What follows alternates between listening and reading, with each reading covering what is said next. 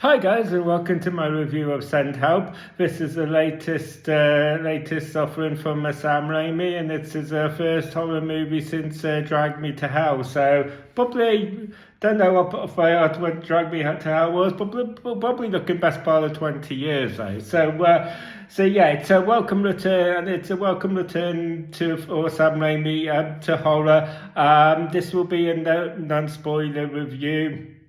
So I won't be detailing anything that isn't in the plot synopsis or kind of obvious from all the trailers and stuff. But yeah, to kind of like briefly run through what the plot here is, we basically have a young lad, Dylan O'Brien, who has basically become this CEO of this company after inheriting it from his dad, who has promised Rachel McAdams, who has worked there for several years, a promotion.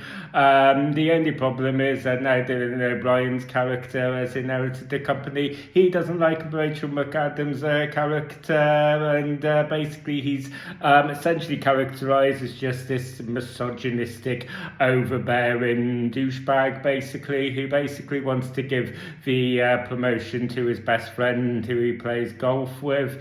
He basically invites Rachel McAdams' character onto this business trip, though, with so that she can try and convince him otherwise. And basically we have basically the plane crashes, and these two are the only survivors on this island, and this triggers basically a dynamic shift, basically where Dylan O'Brien's character is really having trouble letting go of a power dynamic, still kind of trying to be really don't really talk down to Rachel McAdams' character, try and act like they're still kind of in the office and he's a boss and everything. And it's clear that the dynamic has completely changed because we have basically Dylan O'Brien's character is injured from this plane crash. Rachel McAdams is turns out has a lot of survivor skills. Maybe a lot of this is a thing because she's a big fan of the Survivor series. So basically, she's kind of like picked up a lot of like survivor techniques. So basically, she's kind of essentially trying to keep them alive and trying to nurse him back. And the whole relationship between them is just this power dynamic. This struggled to gain the upper hand, to gain the upper power, and the chemistry between Rachel McAdams and Dylan O'Brien here is really, really good. And I mean chemistry just in terms of how well they kind of bounce off each other and how they kind of work off each other to kind of try and establish the power dynamic for themselves. You know, when I say chemistry, I don't mean like, oh, it's really cutesy and stuff like that, because that's not the chemistry here. There is a real struggle for that power dynamic, and it's really amusing as well. Like there is lots of Sam Raimi kind of humor here. It is basically there's a scene where Rachel McAdams' character is hunting this wild boar, and there's basically it essentially just plays out in one of the most like over the top gory kills with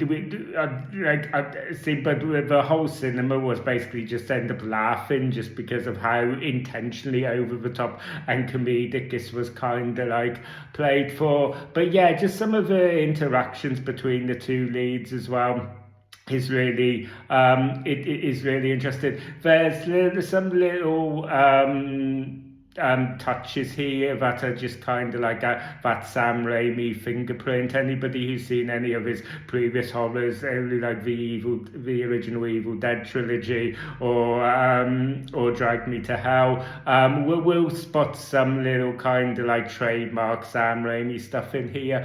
But for a horror, a lot of the horror is pushed to the kind of final third of the film, because this is a movie that really takes its time to kind of like obviously introduce you to these characters, where we've got this dynamic in the working environment, and then we have a plane crash, and we basically have them kind of trying to survive, and having this tug of war between the power dynamic, and you watching their relationship and those dynamics change. Obviously it takes quite a way to time to kind of get to where it's going, but it never feels like it's dragging it always kept my attention throughout. It was just really engaging. Part of that is just because the large majority of the setting here is obviously a desert island, so it's a really visual treat to look at. It's just a really visually striking film to watch, and just for me personally, I'm a very visual person, so if you can make a film visually striking, you're halfway to getting me to give you a good review of it. But also, yeah, just like I said, just seeing these dynamics play out, and these little shifts in power change, and just kind of getting this little intrigue, knowing that it's a horror, but you kind of like go on. I haven't really seen anything like really resembling a horror, so I wondered where this is going, and you're kind of like, and it keeps you intrigued about where it is all kind of going. On the whole, guys, I thought that this was a really, really solid movie. The ending was a little bit of a letdown for me. See, I can't really go into kind of specifics. I can't really elaborate anymore without getting into spoiler territory. But just the way that it all kind of pulls together doesn't really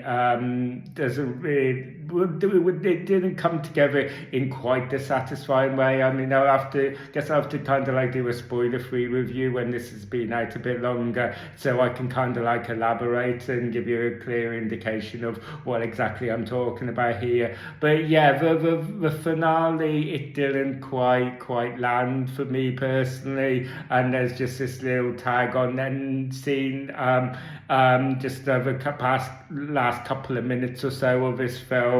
I just kind of call BS on a bit, but that was a bit of a letdown. But on the whole, guys, I thought that this was a really thoroughly enjoying and engaging movie, and I would advise you guys to go out into the cinema to watch it, just because it's also not really something. Also, just because it's like it. On the whole, normally a horror comedy, even if I really like it, I wouldn't necessarily be saying that there's a reason to go out to the cinema to watch it, because I don't think that a lot of horrors have that cinematic experience, if you know what I mean. I mean, none of these like horror films are like Avatar or Star Wars or whatever. But it's just, but yeah, basically just because it's on a desert island, and just some of the effects and some of the cinematography, I think really kind of benefits from seeing this on the big screen, actually. So that's kind of like why I say, if you're in a position to go out to the cinema and see it, I would advise that you go out and watch this, because if you're familiar with any of Sam Raimi's horror stuff in the past, or if you're just into kind of like survival horror or Stranded Desert Island, I think that you will really like this movie. So it's a big thumbs up for me. Like I said, I would suggest you go to the cinema and watch it. So that concludes my review. So thank you guys for taking the time to watch this video. If you enjoyed this video and you want to see more, don't forget to ring a bell for notifications. Don't forget to like and subscribe. If have you seen Send Help? If so, let me know down in the comment section about what your thoughts were. Obviously, try and bear in mind that this is I'm trying to keep this video as spoiler free as possible. So if you can kind of be be kind of like vague about it, or if you are going to get into any spoilers, just have that kind of like disclaimer before you kind of do that. But yeah, let me know down in the comment section about what your own thoughts were, and if you haven't seen Send Help, are you thinking about going to see Send Help? What's your excitement level? All that stuff, let me know down in the comment section. And as always, I will see you guys on the next video. You guys take care.